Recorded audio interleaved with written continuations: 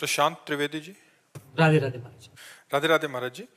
महाराज जी, क्या एक हाथी को खिलाने का पुण्य और 1 लाख चींटियों को खिलाने का पुण्य, क्योंकि हाथी की खुराक बहुत होती है, चींटियों की संख्या बहुत होती है, होना खिलाना भावना सेवा में? अगर हाथी में भी भगवान देख के पवारे और चींटी में भी भगवान देख के पवारे तो एक चींटी और एक हाथी के पवाने का बराबर पुण्य मिलेगा।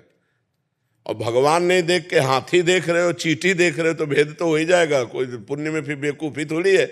चींटी तो एक दाना से तृप्त हो जाएगी, उसके लिए 1 कुंतल भोजन चाहिए।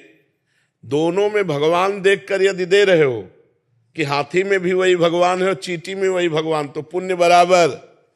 और हाथी को हाथी देखकर चींटी को चींटी देख के तो पुण्य में घाटा। हाथी के पवाने का हाथी का फल मिलेगा और चींटी के पवाने के चींटी का फल मिलेगा। बात समझ में आ रही है? निर्णायक चतुर है। एक हाथी को खिलाते तो 1 आत्मा को पुण्य मिलता, और 10 लाख चींटियों को खिलाते 10 लाख आत्मा। हमारी बात नहीं समझे। 10 लाख आत्मा है ही नहीं, 10 लाख घड़े रखे हैं और एक सूर्य का प्रतिबिंब पड़ रहा है, तो 10 लाख सूर्य हो गए क्या? तो 10 लाख आत्मा है नहीं, आत्मा तो एक है, वो सब में प्रकाशित है। चूंकि हम ज्ञान में है ना, इसलिए समझ नहीं पाते।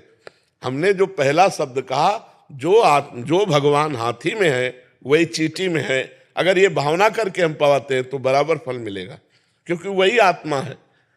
आत्मा 10-20 नहीं है, आत्मा 10 लाख नहीं है, आत्मा एक है। देखो, अब आपसे कहें कि ये 5-7 बिजली है, आप हमको क्या कहोगे?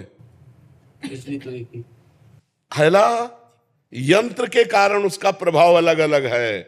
हीटर यंत्र है तो गर्मी फेंक रही, पंखा है तो हवा फेंक रही, एसी है तो ठंडा फेंक रही, लेकिन बिजली बस, ये खोपड़ियां अलग अलग हैं, बिजली एक है इनमें। जो बिजली है इनमें वो एक परमात्मा है, वो एक आत्मा है, एक वाहे गुरु है, वो एक है, वो अनेक नहीं है। बहुत अच्छे से समझ लीजिए। अगर हम भगवत भाव से किसी को पवाते हैं तो चाहे चींटी को पवाएं चाहे हाथी को पवाएं, हमें बराबर लाभ मिलेगा। और चींटी को चींटी मान करके और हाथी को हाथी मान करके, तो फिर एक हाथी पवाओ और 2-4 अरब चींटी पवाओ, तो शायद समानता की बात जो सोची जाए। क्योंकि परिणाम है ना, वो 1 कुंतल में छकेगा और 1 किलो में लाखों हो जाएंगी, नहीं हो जाएंगी। और अगर एक चींटी में आत्म तत्व भगवान को देखकर, एक हाथी में देखकर, तो बराबर फल मिलेगा। वो तुम देख के क्या पवाते हो तुम्हारा विषय है। समझ गए? मन बहुत चंचल है, इधर उधर बार बार चला जाता है। हमेशा आपकी कृपा से नाम जप होती रहती है, पर फिर भी इधर उधर भटक जाता है। हाँ, कोई भटकने दो, उससे कोई फर्क नहीं पड़ता। मन जाने से हमारी हानि नहीं है, मन के अनुसार तन जाने से हानि है। मन हमारा कह रहा है खा लो, हम नहीं खाए, कोई फर्क नहीं पड़ा। अब मन कह रहा है खा लो, हमने खा लिया, अब फर्क पड़ जाएगा।